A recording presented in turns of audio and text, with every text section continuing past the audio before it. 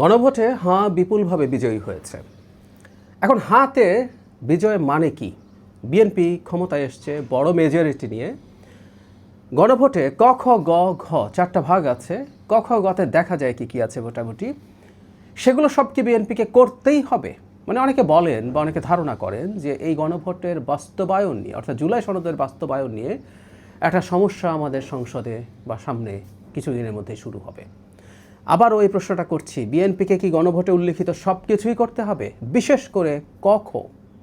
আমি গণভোটের যে ব্যালট আছে সেটা থেকে পড়ে আমার বক্তব্য হচ্ছে বিএনপি ক খ বাস্তবায়ন করতে বাধ্য নয়। আবারও বলছি, বিএনপি ক খ বাস্তবায়ন করতে সম্ভবত যোগ করলাম বাধ্য নয়। কেন? খুব মন দিয়ে শুনতে হবে। আমি এই ছবিটাও দিয়ে রাখছি, আপনারা প্রয়োজন একটু চোখ রাখবেন ছবির দিকেও। চারটা ব্যাপারে সম্মতি দিচ্ছেন কি দিচ্ছেন না বলা হচ্ছে। এর মধ্যে ক, খুব মন দিয়ে শুনুন, প্রতিটা শব্দ বাক্য বোঝা খুব জরুরি।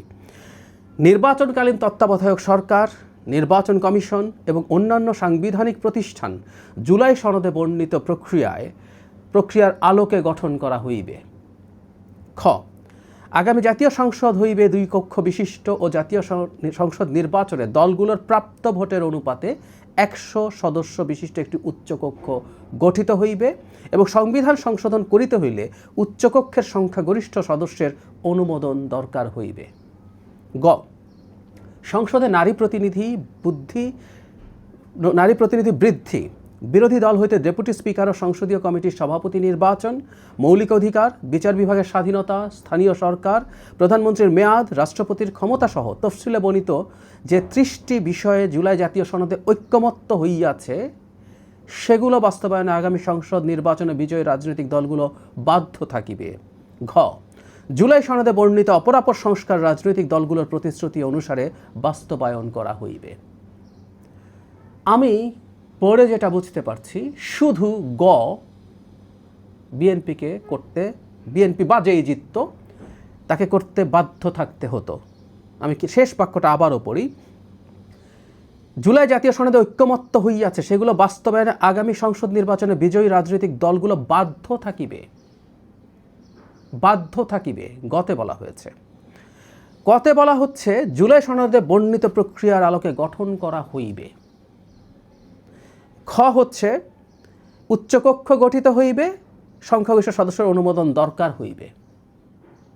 মানে একটা অপশন, এখানে বাধ্য থাকিবে বলা হয়নি। বা ক খকে আলাদা করতে হলো কেন? এটা তো গয়ের সাথে দিয়ে একসাথে বাধ্য থাকিবে বলে দেওয়া যাইতো, যায়নি।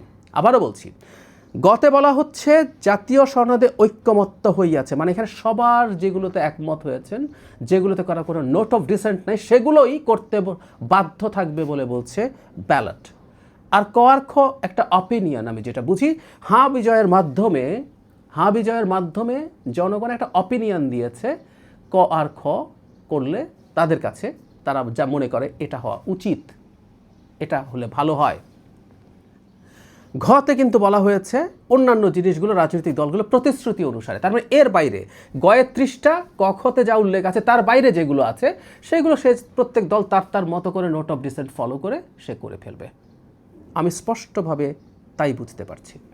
তার মানে এই ব্যালট যেটা দেয়া হলো এটা সুচিন্তিতভাবেই দেয়া হয়েছে আমি মনে করি, যেখানে ক আর খ এর ক্ষেত্রে কোনো বাধ্যবাধকতা নেই, যেটা গতে আছে। আমি আবারও বলছি, আপনারা দেখুন এবং আপনাদের যদি কোনো ভিন্ন মত থাকে আমাকে জানাবেন। সুতরাং আমি মন্তব্যে এটা লিখবেন প্লিজ।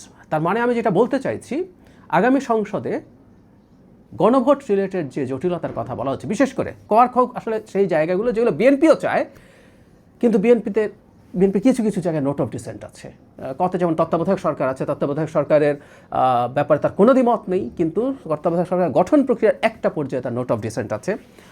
উচ্চকক্ষের যে প্রপোর্শনাল রিপ্রেজেন্টেশনের কথা বলা হচ্ছে সেটা বিএনপি প্রপোর্শনাল রিপ্রেজেন্টেশনের মাধ্যমে করতে চায় না, তার নোট অফ ডিসেন্ট আছে। কমিশনগুলোর মধ্যে নির্বাচন কমিশন ঐক্যমত্য আছে, কিন্তু অন্যগুলোর ব্যাপারে তার নোট অফ ডিসেন্ট আছে। এই জিনিসগুলো যদি আমরা একত্র করি, বিএনপি এগুলো সবসময় বলেছে, আমি বহুবার এই আলোচনা করেছি, সমালোচনা হয়েছে বিএনপির, কিন্তু বিএনপি এই জায়গাগুলোতে স্টিক করেছে এবং বিএনপি বলেছে সেই নোট অফ ডিসেন্টগুলোকে মান্য করতে চায়, এমনকি জুলাই জাতীয় সনদের আলোকেই সে সব কিছু করবে। তো জুলাই জাতীয় সনদে তো নোট অফ ডিসেন্ট আছে, বিএনপি তার নোট অফ ডিসেন্ট ছাড়া বাকি কাজগুলো সংসদে করবে এবং যে গণভোট হয়েছে, যেটা হ্যাঁ রায় হয়েছে, তার সাথে এটা কোনোভাবেই কনফ্লিক্ট করে বলে আমি মনে করি না। ভাষাগতভাবে আমি এটাই বুঝতে পারছি। আমি আবারও বলছি, এটা যদি সিরিয়াসলি চিন্তা করা হতো যে সবগুলোই বাধ্য থাকবে, তাহলে গ আর ঘ থাকলেই, মানে ক আর খ দুটো থাকলেই হতো, গতে যা আছে তার সাথে ক আর খয়ের জিনিসগুলো যোগ করে দিলেই হতো। সেটা করা হয়নি, সেটাকে আলাদা করা হয়েছে।